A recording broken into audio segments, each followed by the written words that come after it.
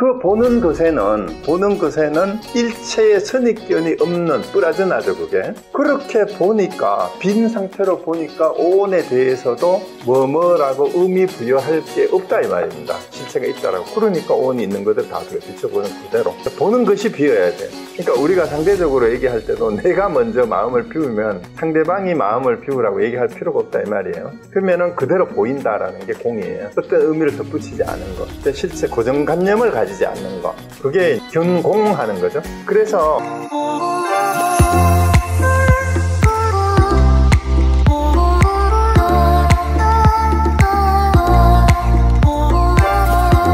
네, 안녕하세요. 반갑습니다. 네, 오늘 반야신경 두 번째인데요. 우리 총 4번에 걸쳐서 끝내려고 했는데, 이제 지난번에는 반야신경이 어떤 경전인지 그 반야신경이 나오게 된 그 역사적 배경하고, 그 다음에 제목하고 첫 번째 구절, 이제 관자재보살 행신반야 바라밀다시 조교노은 개공 돌체고해.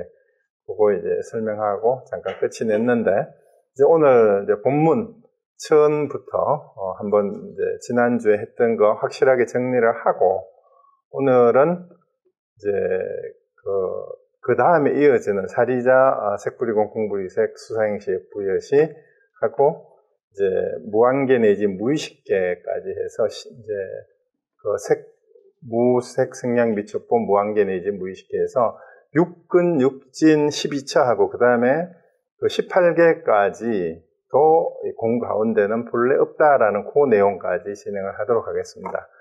그래서 이제 본문이 이제 처음 시작되는 부분 잘 아시다시피 간자재보살로 시작을 하는데, 왜 아발로키테스바라가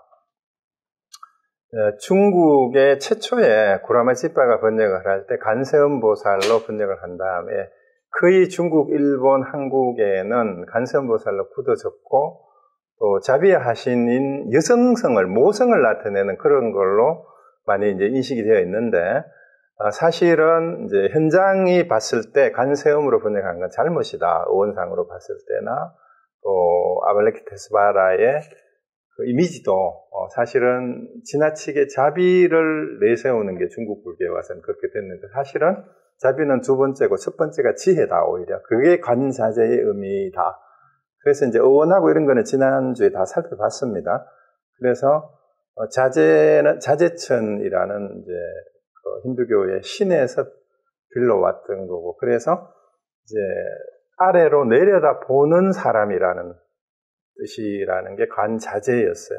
그래서 지혜가 먼저고, 그 다음에 자비는 그다음이라는 얘기가 이제 그리고 불모경이라는 얘기하고 이제 그 같이 이제 얘기를 했었던. 그래서 이제 이 부분 다 설명을 했기 때문에 오늘은 이제 관자재보살 행신반야 바라밀다시 조견 오온 개공을 이제 제 식으로 이제 한번 해석을 해봤네요. 이거는 지금 화면에 보이는 것은 산스크리트를 그대로 직역한 거예요. 이게 이제 한문본을 조계종에서 많이 이제 번역하는 거하고 비춰봤을 때 이제 약간 뉘앙스가 다릅니다. 그러니까 관자재보살이 깊은 반야 바라밀을 행함에 있어서 다음을 확실히 비춰봤다. 오온의 자성이 공함을 이렇게 해서 오온의 자성이라는 부분을 분명하게 얘기를 하고 있어요. 그래서 오히려 더 쉬워요. 이게 분명히 오해가 없습니다. 그냥 한자를 우리말로 번역할 때 오온이 공함을 비추어보고 이렇게 했을 때보다 오온의 자성이라는 말이 들어가니까 훨씬 더 초기 불교의 무아의 의미가 더 직접적으로 와닿는 번역으로 산스크리트는 그렇게 볼 수가 있습니다. 그리고 이제 지난번에 재밌었던 게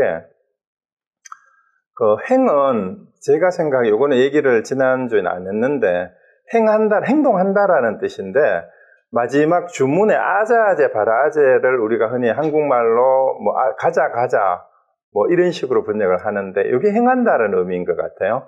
그래서 그쪽으로 연결되는 내용인데 되게 재밌었던 게 심자로 그 한문으로 번역한 걸 우리 한문경전을 읽을 땐 단순히 그냥 수식어로 아주 깊이 있는 바라밀다 또 부사로 번역을, 오늘 행용사나 부사로 번역을 했는데, 재미있던 게 어원에 겜브리아라는 게 여성의 질과 탯줄 사이에 있는 부분이니까 이게 모태라는 의미가 돼요. 그래서 생명의 근원만큼, 생명의 근원보다도 더 깊은, 그게 심자에 들어가 있다, 원문이. 그래서 그 얘기 이제 했었었고요. 그 다음에 이제 반야에 대한 설명은 이제 그 오원을 설명했었어요. 프라즈나가 이제 프리나 비포의 의미고, 또 퓨어나 얼티밋이라는 뜻으로도 되니까, 하여튼 아르말이나 지식이 생기기 이전이니까 오염되지 않은, 가장 우리말로는 선입견을 배제한 이런 뜻이 오히려 더 가까운 뜻이 되겠다라는 그 말씀을 드렸었어요. 그러니까 선입견 없이 보는 지혜, 그거였고, 그 다음에 이제 우리가 반야를 흔히 얘기를 할 때 책에 보면은 이제 여기저기 3종 반야를 얘기를 하는 경우로 우리가 흔히 보는데, 실상반야, 간조반야, 문자반야라고 얘기를 해요. 그 실상반야라는 게 뭐냐 하면, 그 진리 그 자체를 얘기하는 거예요. 반야가 지혜라고 했을 때 지혜 그 자체. 그리고 이제 이 대승불교에서는 우리 중생들이 본래 이 반야를 모두 다 갖추고 있다. 그러니까 우리가 흔히 말하는 불성이 모두가 다 불성을 지니고 있다라고 했을 때 불성이라는 의미하고 거의 가까운 게 실상반야예요. 참된 성품이라고 이렇게 번역을 했죠. 그리고 관조반야가 바로 여기서 말하는 조견, 오옹, 개공할 때의 그 반야예요. 그 실상을 관조하는 지혜라는 의미고, 문자반야는 이제 실상을 문자로 설명하는 거니까 모든 경전의 지혜가 바로 문자반야예요. 이걸 방편반야라고도 하죠. 그래서 이제 이 반야의 뜻을 이렇게 나누어 가지고 천태종에 와서는 공바중 이렇게 세 개를 가지고 연결시켜서 이제 얘기를 하기도 하는데, 이거는 참고로 그냥 하세요. 이게 또 설명하면은 길어요. 다만 뜻이 뭐냐 하면, 이제 그 공은 반조관야인데 일체지라는 의미는 소승에서 말하는 최고의 지혜를 말해요. 그리고 가라고 얘기했을 때는 도종지라고 방편반야라고 얘기하는데, 이거는 문자반야하고 똑같은 건데, 이제 소승과 대승에 두루 걸쳐서 이제 견문을 균등히 아는 그런 그거를 여기는 이제 방편반야라 그럽니다. 그 다음에 중이 이제 천태종에서는 바로 실상반야고, 일체종지라는 말은 모든 일체법의 그 본질을 이제 아는 것, 그게 이제 재승의 최고 지혜가 일체종지인데, 요거는 그냥 참고로 하시고요. 그 다음에 바라밀다도 우리가 흔히 완성이다, 도피안이다라고 번역을 하는데, 어원을 가만히 따져보면 이 프라즈나 파라미타에서 파라가 비욘드라는 뜻이 있어요. 비욘드. 그러면 이 완성이나 피안, 이 차안이 아닌 그 넘어서 있는, 그러니까 그 앞에서 얘기했던 프라즈나라는 지혜로서 넘어가 버린 것이 공간이나 물리적으로 어떤 장소를 넘어간다는 의미가 아니라 그걸 초월한, 무관한 이런 의미로 해석을 하는 게 더 맞는 것 같아요. 그러면 우리가 피안하고 차안을 얘기했을 때, 피안은 열반의 세계를 얘기하는 거잖아요. 열반의 세계는 바로 모든 일체의 분별이 끊어진 자리를 열반이라고 하니까 상대적인 분별 세계가 아닌 세계를 열반이라고 얘기할 뿐이에요. 그렇다면 이 차안은 상대적인 분별 세계가 되는 거죠. 그러니까 파라미타라는 의미는 결국은 상대적인 분별 세계를 넘어서 있는 세계라는 뜻이니까, 그 넘는다는 의미가 공간을 넘는다는, 그거와 무관한 상대적인 분별이 끊어진 자리를 얘기하는 거예요. 그래서 그러한 지혜로 상대적인 분별을 넘어서 가 있는 이런 뜻이니까 프라제나 의미하고 그냥 바로 통하는 거죠.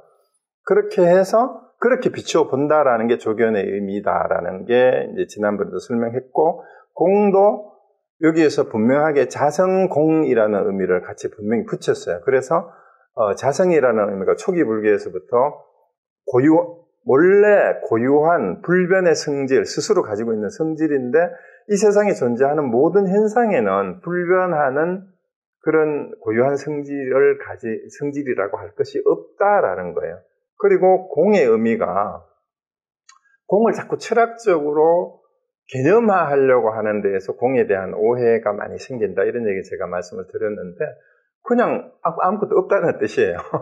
근데 이거를 오히려 철학자들이 공은 뭐 emptiness가 아니다, nothingness가 아니다, 자꾸 이런 식으로 말을 붙여가지고 공을 설명을 하려고 하는데, 그냥 무엇이 없는 상태, 결여된 상태, 부족, 흑공, 영, 그냥 없다는 뜻이에요. 없다, 비었다, 우리말로도.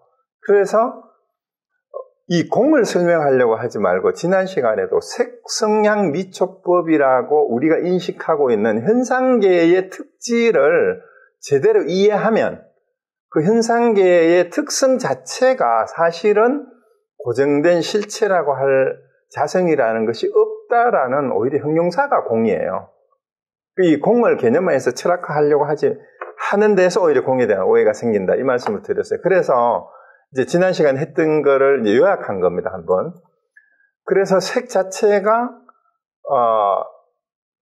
대상인 물질이 아니다, 객체가 아니라는 거예요. 그러니까 우리가 대상이나 현상이라고 인식한 우리의 인식일 뿐이에요. 인식. 바깥에 있는 것을 우리가 파악한 이미지. 그러니까 색은 내 마음속에 인식된 대상에 대한 의미를 우리가 구체화한 거. 그것이 색이라는 거예요. 그러니까 이 색에는 색, 성량, 미초법이 다 포함되는 거다라는 말씀 드렸어요. 그리고 그게 제가 한 게 아니라 일부 학자들이 분명하게 그 부분을 얘기하고 있는 근거도 제가 제시를 했습니다. 예, 문헌까지.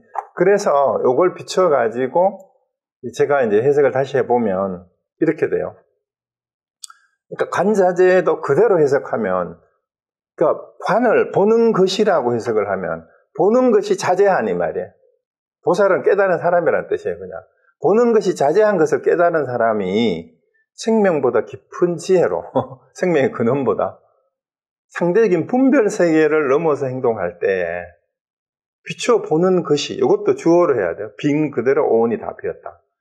여기서 오온이 빈 이유가, 오온이 비었다라고 설명을 하는데, 우리가 흔히 오온은 대상이고 이 객체잖아요. 그 다음에 이 객체를 보고 있는 주체가 상정이 되잖아.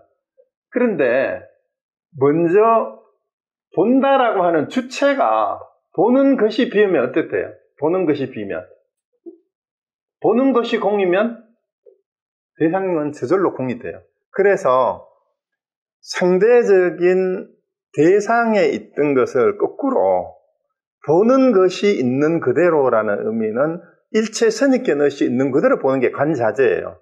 그렇게 보니까 보는 것에는 일체의 선입견이 없는, 뿌라져나죠, 그게. 그렇게 보니까, 빈 상태로 보니까 오온에 대해서도 뭐뭐라고 의미 부여할 게 없다 이 말입니다. 실체가 있다라고. 그러니까 오온이 있는 그대로 다 빈 거예요. 비춰보는 그대로.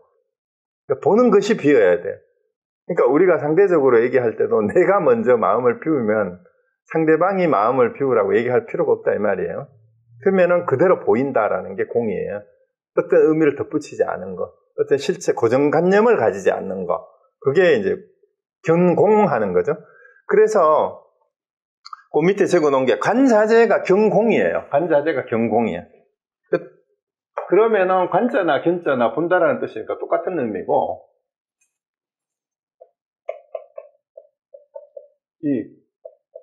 이 관자가 견자예요. 본다. 그리고 자재는 있는 그대로인데, 있는 그대로 어떤 선입견도 덧붙이지 않은 상태로. 그리고 이게 지혜예요.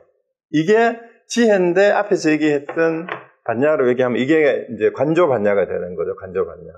그래서 그렇게 보면 오온의 실체는 자성이 없다라는 게 분명하게 드러난다라는 겁니다. 그러니까 자, 도일체 고액은 제 생각에는 이거는 그냥 어떻게 해야 돼요? 여기 일체의 괴로움과 재앙도 본래 없다. 도자를 무자로 바꿔버리는 게 차라리 좋을 것 같다. 아니면 무자를 삽입하든가. 그래야 뒤에 나오는 본문의 내용하고도 맞아요. 뒤에는 다 어떻게 돼 있어요? 무색, 성량, 미첩법, 무한계 내지 무의식계, 무무명, 영무, 무명제, 무거진 멸도잖아. 전부 다.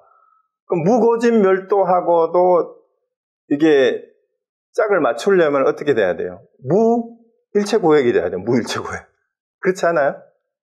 제도할 게 원래 없어요.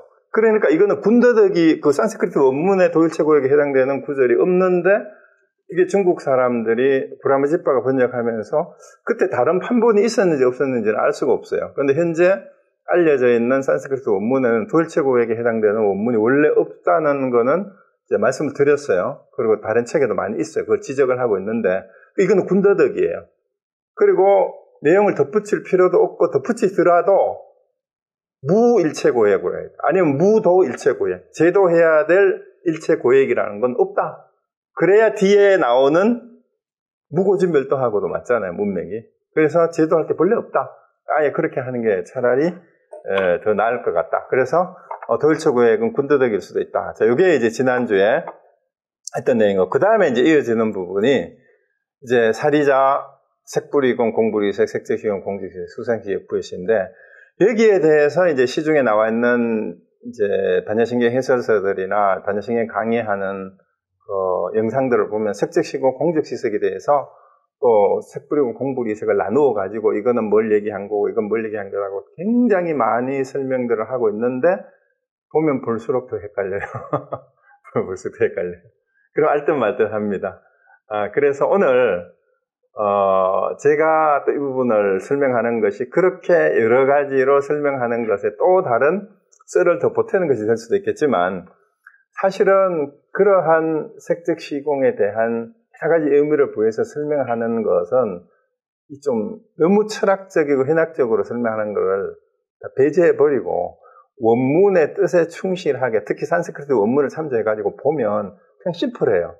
공의 의미를 이제 공 자체를 자꾸 어떤 철학적인 그 의미가 있는 것으로 개념화하는 데서부터 이런 오해가 비롯되지 않았나라는 게 제 생각이에요. 일단 그 조계종에서 한글 번역을 한 거하고 이건 한문을 그대로 이제 번역했는데 산스크리트 원문을 직역한 걸 한번 보세요.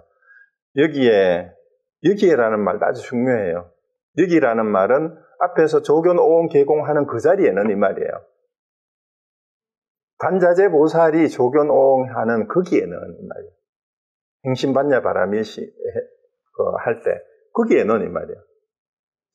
자리 붙들어요. 색이 공성이고 공성이 색이다. 이게는 공이라고 해서 이제 왜 성자를 붙였냐 하면은 그러니까 텅 빈 성질 특성이라는 의미인데 거기 뒤에 보면은요. 이 수냐타의 락샤나라는 말을 붙인 게 나중에 나와요. 근데 그거 이따가 나오면 다시 말씀을 해드릴게요. 그래서 색은 공성과 다르지 않고 색을 떠나서 별도로 공성이 존재하는 게 아니다는 얘기예요. 그리고 공성이 색과 다르지 않다. 공성을 떠나서 별도로 색이 존재하지도 않는다. 색인 그것이 공성이고 공성인 그것이 색이다. 수상행식도 마찬가지다라는 얘기죠. 또한 이와 같다는데 자 여기서 여러 가지 어원을 분석하는 거는 너무 지겨우니까 그만두고 이제 여기 제가 설명한 그대로 다 왔는데 색을 분류하는 게 지난주에 이제 말씀드렸던 거 그대로 이제 한 번 더 제가 말씀을 드리고 나서 이제 색이 뭐라 그랬어요? 우리가 그 레드 파인이 또 영어 책에서도 잘 설명한 거 지난주에 안내해 드렸잖아요. 그 색이 그 중간에 거 먼저 보세요. 색이라는 의미가 형성한다는 뜻에서 파생된 그런 이제 명사인데 색을 분류하는 게 보이는 것도 있고 보이지 않는 것도 있고 또 보이지는 않지만 우리가 이제 개념적인 보이지는 않지만 대상이 분명히 있는 게 소리나 그 향기나 맛이나 촉감은 대상화해서 눈으로는 볼 수 없죠. 있잖아. 맛이나 소리 같은 거 들리듯이 제 목소리가 지금 들리듯이. 그 다음에 무견무대는 보이지도 않고 대상도 없는 게 이게 뭐예요? 습관이나 버릇이나 이 표정 같은 거, 우리 의식도 그런 거 마찬가지죠. 수상식이라고 했을 때 이런 게 다 이제 색인데, 그래서 결국은 이 색이라는 의미 자체가 물질이나 고정된 형상을 얘기하는 것이 아니다. 그래서 많은 그 반야신경을 번역하는 것도 여기는 이제 번역하는 게 애매하니까 이제 조계종에는 색과 공을 번역 안 하고 한자말로 그냥 써놨어요. 근데 많은 책들이 물질이 공과 다르지 않고 뭐 또 형상이 공과 다르지 않고 이런 식으로 번역을 색을 물질 혹은 형상으로 번역을 했는 게 많은데 그 물질로 번역한 거는 일단 다 틀렸다고 보면 돼요. 물질이 아니에요. 그리고 형상도 우리가 눈으로 보는 형상만을 얘기하는 게 아니에요. 여기 보면 무견무대가 있잖아요. 그리고 유견유대도 있잖아. 성냥미촉도 색에 해당이 된다 이 말이에요. 그러니까 결국은 형상으로 해석하는 것도 사실은 맞지 않아요. 그러니까 물질 해석하는 건 더더구나 이거는 틀렸고. 자, 그래서 이제 뭐 색에 대한 얘기 한 번 더 분명하게 말씀을 드리고 그 다음에 여기서 대고자라 그래죠. 이제 원래 이제 우리 지금 현장 번역 반야신경에는 이와 같이 나연 들었다 하고 이제 간세음보살이 이제 본문을 하게 되고 이제 그 사리자가 질문을 하고 이런 게 그 광본이나 혹은 대본이라 그래죠. 반야신경 다른 판본에 그게 있는데 여기는 생략이 돼 있는데 이제 사리자가 대고자로 질문하는 자로 이렇게 나오고 관자재보살이 사리자한테 설명을 하는 내용으로 되어 있는데 제가 지난 시간에 그 반야신경을 공부하면서 이제 서너 가지 주목해야 되는 문제를 의문을 가지고 한번 지켜보자 그 얘기했어요. 그게 그 중에 하나가 뭐였어요? 이제 부처님 10대 제자 가운데 사리자를 반야신경의 대고자로 등장시킨 이유가 뭘까? 그리고 이제 10대 제자 가운데 사리자는 지혜제일로 알려져 있는데 그렇다면 거기에 상대되는 보살은 지혜에 하시는 누구예요? 우리가 일반적으로 알려진 거는 문수보살이잖아요. 그죠? 그 간세음보살은 자비에 하시느라 그러고. 근데 왜 지혜에 하시는 문수가 지혜를 설하지 않고 간자재가 설하는가? 이것도 하나의 의문이라 그랬어요. 그랬는데 이제 간자재보살의 원문을 우리가 어원을 따져보니까 오히려 지혜를 더 우선시하는 게 아발라키테스바라다. 우리 간자재로 번역한 것도 그래서 그렇다. 그래서 자비의 하신으로 이미지화된 것은 중국하고 한국 속에 간세보살 신앙이 형성될 정도로 간세음으로 번역하면서 그렇게 이미지가 고착이 되어버렸는데 사실은 이제 초기 산스크리트 원문에서는 아발라케테스바라는 관자재로 번역하는 게 어원상으로도 더 맞고 지혜를 오히려 일깨워주는 사람이고 그 다음에 이제 그게 이제 탄생설화하고도 이제 관계가 되는 게 이제 그 부처님의 생모인 마야 부인이 이제 죽어서 도리천에 환생을 했다가 다시 간세음보살을 그 환생을 했다는 이런 얘기들이 이제 덧붙여져 가지고 그런 얘기들이 했다고 했는데 어쨌든 이제 사리자는 누구냐 하면 사리는 어머니 이름이에요. 푸트라는 아들이라는 뜻인데 그래서 사리라는 여인의 아들이라는 뜻으로 사리푸트라라고 이름이 이제 붙여졌는데 사리는 원래 새 이름이래요. 새 중에서 뭐 여러 가지 새를 얘기를 하긴 하는데 굉장히 어떤 책에 보면 눈이 아름다운 새가 사리라는 새랍니다. 그래서 여러분 눈이 아름답다라는 게 우리 벌써 본다라는 이미지가 견자하고 다 관계가 있죠. 그죠? 그리고 사리자를 우리 의역을 했는 반야신경 여러 가지 해설서 가운데 다석 유영모 선생님이라고 계세요. 우리나라 한국에 나온 신학자라고도 하고 YMCA에서 성경하고 불경, 노장, 논어 이런 강의도 하셨던 분인데요. 이분이 반야신경 강의한 게 책으로 나온 게 있어요.